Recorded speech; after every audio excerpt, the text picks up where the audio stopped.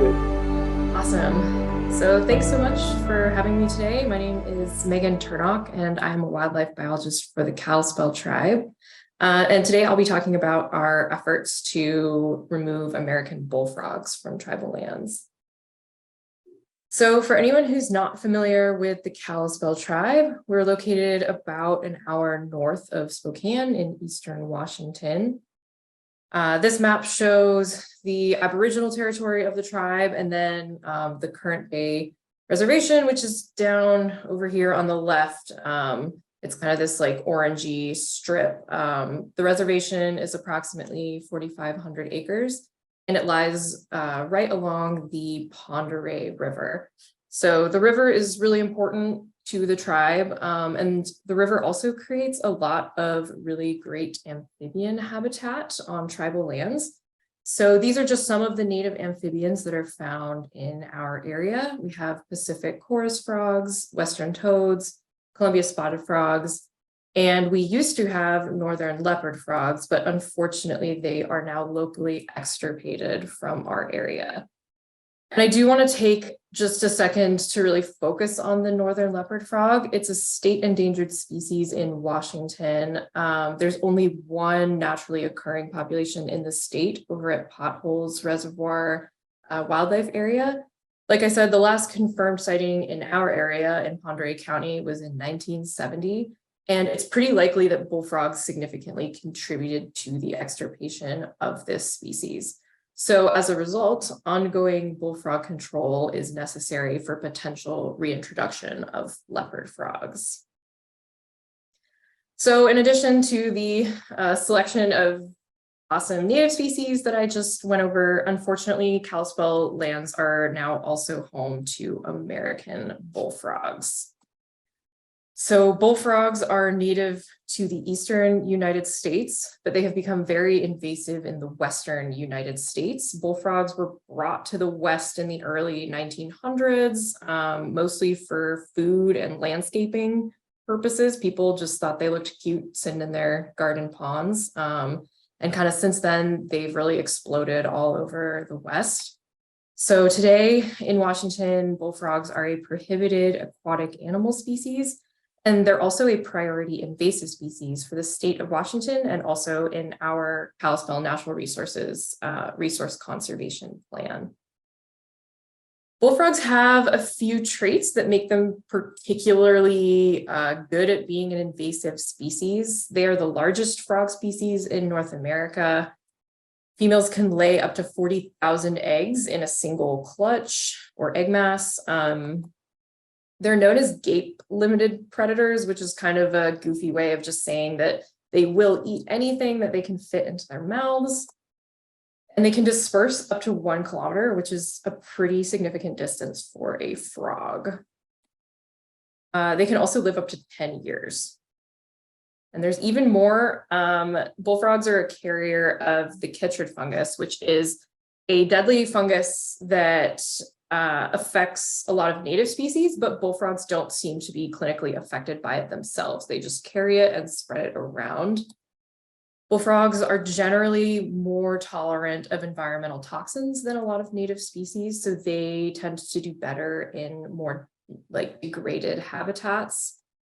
And bullfrog tadpoles are pretty unpalatable to a lot of predators, so there's not a lot of things that are really interested in eating those tadpoles. So this all kind of creates a perfect storm, you know, as is a story that we see a lot with a lot of invasive species. So based on where the tribe is located along the Pend Oreille River, it seems to create easy access for bullfrogs, you know, kind of all that suitable habitat and a lot of connectivity with the main stem river. We think makes it easy for bullfrogs to colonize our sloughs and ponds on tribal lands. Bullfrogs are well documented to directly prey on and outcompete a lot of native amphibian species, which is obviously a direct threat to our native species and the cultural resources that go along with those native species. Bullfrogs also threaten a lot of the restoration work that the Kalispel tribe has been working on. We do a lot of wetland restoration on tribal property. trying to restore, native wetland species and wetland function. And our fisheries department also works extremely hard to restore and bolster native fish populations. And bullfrogs really aren't a picture in this native species restoration goal, and in a lot of cases, they actively hinder those goals, as you can see in this photo of a bullfrog eating a leopard frog. So with all this in mind, the Kalispel Natural Resources Department applied for an invasive species grant from the Bureau of Indian Affairs, and we were successfully funded in 2021, which was really, really exciting.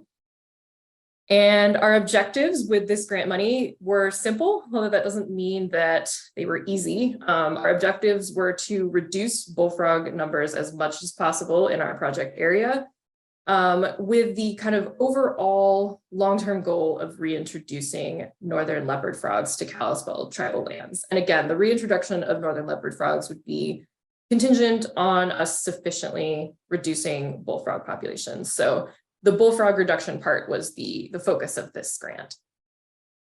The project area that we focused on for this grant is called Trimble Creek. It's a tribally owned property on the west side of the Pondere River, so just across the river from the reservation itself.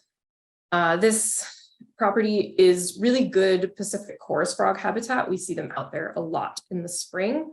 And it's also really good potential northern leopard frog habitat. So you can see the creek runs through the property and it's highlighted in blue there. And the surrounding meadows actually flood in the spring.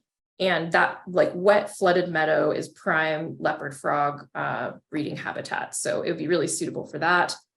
We also chose this specific area because it has a little bit of extra separation from the Pondere River. So it's set back a little bit from the main river, and there's also actually a water control structure. So the hope was that our bullfrog reduction efforts would kind of be best spent here, that maybe reinvasion by bullfrogs would be a little bit slower and a little bit more difficult. The methods that we used were in 2022, we hired 2 full-time bullfrog removal technicians for the summer.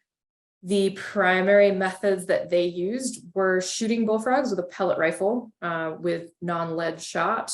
And most of this work was done at night. So spotlighting frogs and then either shooting them from a boat or from on the shore. We also tried deploying some minnow traps as a kind of more passive, lower effort attempt at tadpole removal. And then we also did some lab tests for PCB and dioxins, which was basically just to test the bullfrog meat to be able to really robustly say that, yes, this meat is safe for human consumption, so that we would feel good about promoting it as a potential food source to folks. Here are results. Throughout the 2022 field season, we removed almost 1,500 bullfrogs from Trimble Creek alone, which it's pretty staggering numbers, and it was a really Herculean effort by our technicians. We had some super accomplished bullfrog sharpshooters by the end of the summer. I put a graph up here of basically catch per effort, so the number of bullfrogs that we were removing per hour of effort. And you can see there was a bit of a slow start there kind of in mid to late July. And that was largely due to the fact that water levels were still very high around that time. The meadow surrounding Trimble Creek was still flooded, which made it really hard to find bullfrogs and then, try to get close enough to actually remove them. But once water levels receded in kind of early August, it was go time. The bullfrogs became much more concentrated in Trimble Creek, and our catch per effort really did increase. But the other thing that I'd like folks to take away from this graph is that really catch per effort didn't significantly decrease or noticeably decrease at all, kind of throughout our removal period, which isn't entirely unexpected. But it does just really show that, multiple years of ongoing control is going to be necessary to make a dent in this bullfrog population. 4 minutes, Megan. Okay, thanks. A couple other takeaways from our project. Like I said, the pellet rifle and working at night were by far our most effective methods. We did try some daytime work, because it's just a little easier on everyone's schedules. But we found that the bullfrogs were really difficult to find during the day. They just didn't seem to be active. They weren't coming out. Whereas at night, you shine a light out in the slough and there were just eyes looking back at you everywhere. So night work was definitely the way to go for us.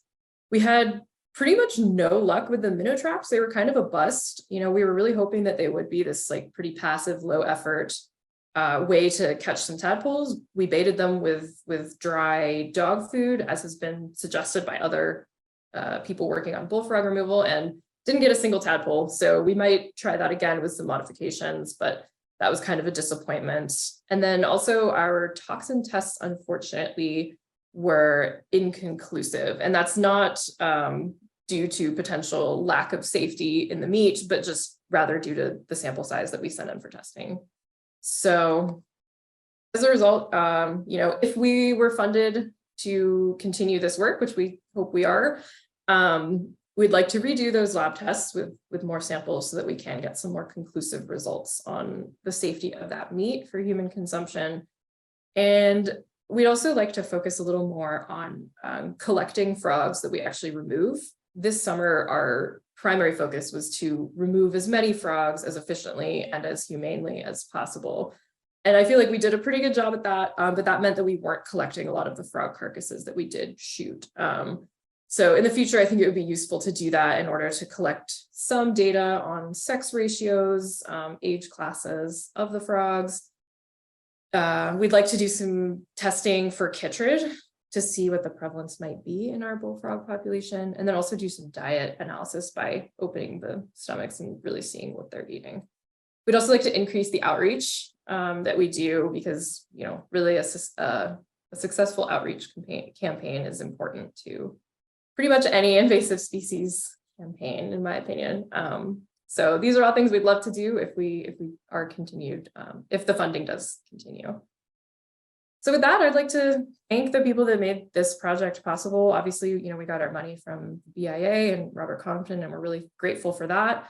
We also got a lot of help from the Central Kootenai Invasive Species Society, who's been doing a lot of really great bullfrog removal work up in Canada. And so they helped train us and kind of helped to get us on our feet, as well as the American Bullfrog Action Team, and some support from the Washington Department of Fish and Wildlife and the Invasive Species Council.